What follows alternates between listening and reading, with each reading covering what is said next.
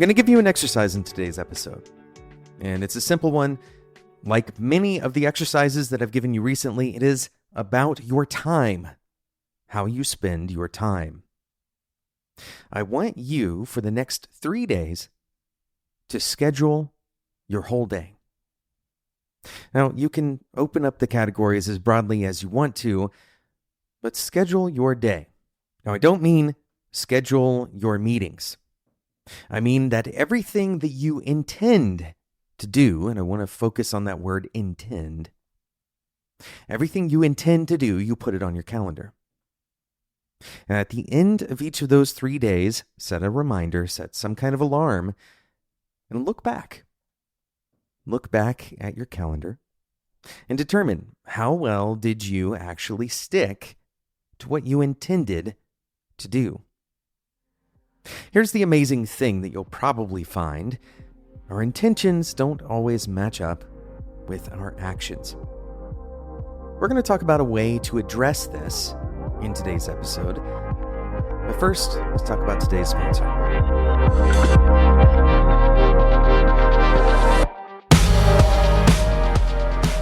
This episode of Developer Tea is brought to you by Square. There are millions of sellers. You know them, you've seen them around town probably.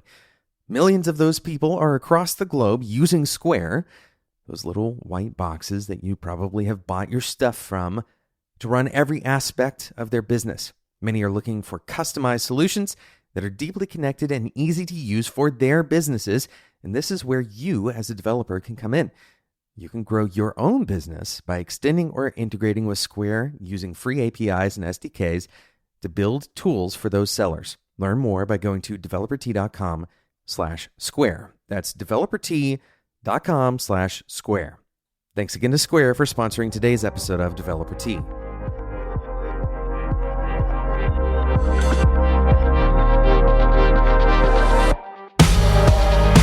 Most of what you're going to do on this calendar, this 3-day calendar, it's not going to be the first time that you've done those things.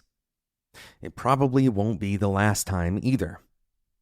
Now, it's obviously a little different if you're starting a new job or maybe moving, some kind of major transition, then things are a little out of whack. But for the most part, people thrive on having repeatable actions that produce predictable outcomes. Think about this. Repeatable actions that produce predictable outcomes. This is your daily routine. Now, that doesn't mean that you follow every single day the same exact actions. Of course, your job may have you doing different things on Mondays versus Tuesdays, or on the weekends versus the week.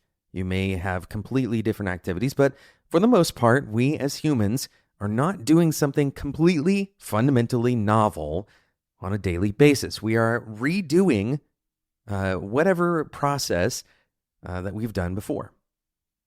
And this goes down to our small habits, like eating and exercising, and all the way up to our very important big habits, like writing code. But here's the tricky thing. We often have repeated patterns that we intend to practice, but we fall short. We intend to go and exercise, but we fall short of that, and maybe we exercise for half the time than we expected to. We stay at work a little bit too late, or we procrastinate on our phones. Our various habits collide in this way. What we intend to do and what we actually do often diverge from each other. Of course, there's not just one driving reason for this, and we can't cover all of the reasons for why our behaviors don't always match up with our intentions. But what I do want to do today is focus you on one specific aspect of this problem.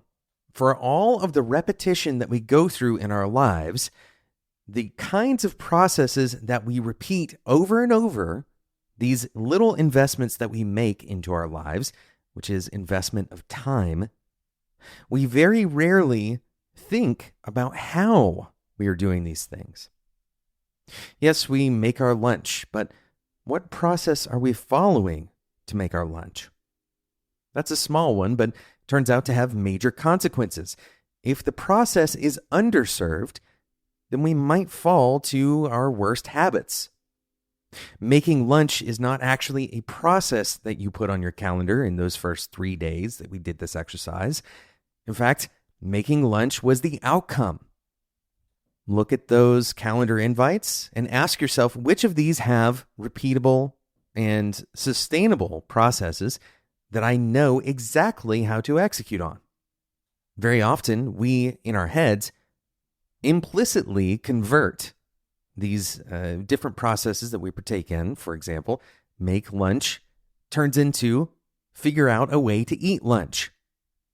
The objective comes before the process. Now, if we took some time to look at these repeated processes, these repeated actions and behaviors that we participate in, and instead redesign them for the outcomes that we actually want. It's not just that we want to eat lunch, we want to eat a healthy lunch. It's not just that we want to go to the gym, we want to get stronger or leaner, faster. It's not just that we want to end up having written some code today. We want to follow the correct procedures that we know are going to produce good code. And so when we look at the objectives and the outcomes that we care about, instead of making those outcomes implicit and thereby kind of relying on our automatic processes, those automatic processes, by the way, are just whatever habits we've accidentally kind of haphazardly built for ourselves. We can instead start with the real explicit objective, right? Start with the explicit objective and then design the process that we use to get there. Here's the interesting thing. If you look at that calendar, those first 3 days that we did this exercise, it's likely that you have things that are very similar to each other, but you're using totally different processes. Maybe you don't even know what the process is. Those habits are taking over. Instead, I encourage you to have a single source of truth. What is the way that you go to the gym? What is the way that you process your email? What is the way that you conduct your one-on-ones? All of these various processes that make up all of these important events in your life, if you design them well and you focus on a explicit objective rather than implicit objectives, then you are going to be more likely to align your intentions with your actions. There's a lot of reasons for this. One is that the cognitive overhead is much lower. If you have a single source of truth, if you have an explicit objective and you have an explicit procedure or a process that you follow in order to output that objective, it's much easier than having to make that decision each time you're faced with a problem. In other words, with implicit habit-based processes that you haven't intentionally designed, you're likely to have a lot of haphazard, kind of based on your energy or mood that day, which part of that habit set are you going to engage for this particular meeting or this particular output that you're looking for.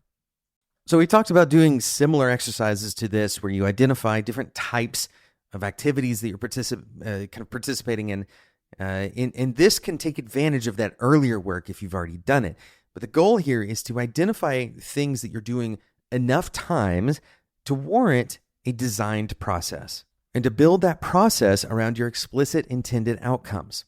What this allows you to do is still kind of fall back to something, but instead of it falling back to a habit, you're falling back to a predefined process. It's something that you can execute without a lot of mental, kind of cognitive overhead. The goal is to put the work in up front to make sure that that process is thorough and that it actually is producing the outcomes that you care about. If you do the work up front, then your kind of mood is not going to impact how good of a job you're going to do at that process. You either follow it or you don't.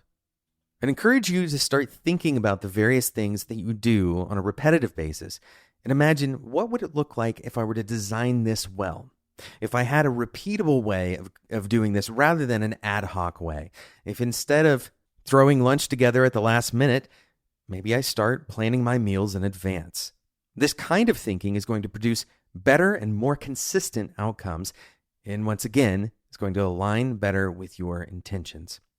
Thanks so much for listening to today's episode. And thank you again to today's sponsor, Square. Head over to developert.com/square to get started building tools for millions of sellers today. If you enjoyed this episode and enjoyed the type of discussion that we had here, There's a lot more than what we have on the podcast in the actual discussions that you can participate in the Developer Tea Discord community. Head over to developertea.com/Discord to get started with that today. Finally, I'm going to ask you once again, if you have not left a review for this podcast in whatever podcast provider you use, whether it's iTunes or another one, that is one of the most important ways that you can help the show continue to succeed. The show has been around for 7 years. We'll be going on 8 years in this coming January. We're not planning on going anywhere. But the most important thing for the longevity of any podcast is a continuously growing and changing audience. And reviews are probably the most important part of growing that audience. So if you have not done that yet, I encourage you, and I'm asking you directly, to take a few minutes to do that. Thanks so much for listening. And until next time, enjoy your tea.